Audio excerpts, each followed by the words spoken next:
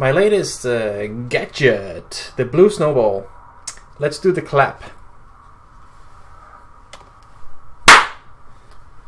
Oh my god, my ears almost exploded.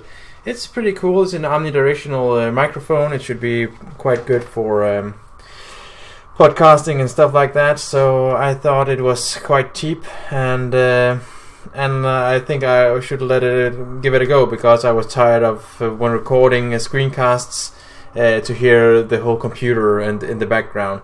But let's say that now it will be the recording the sound from the camera,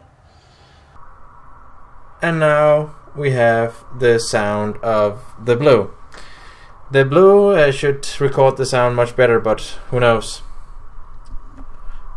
If we just flip it around, it's connected with a USB cable to the computer, and what we can see here is that there are 3 settings. I think we can tilt it. Yeah, we can tilt it, and yeah.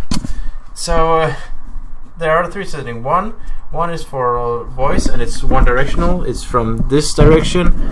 So, and number 2 is when you record high sound, so it will reduce the recording level, so it won't, like when you have a clapping or a live concert or something. This is the setting.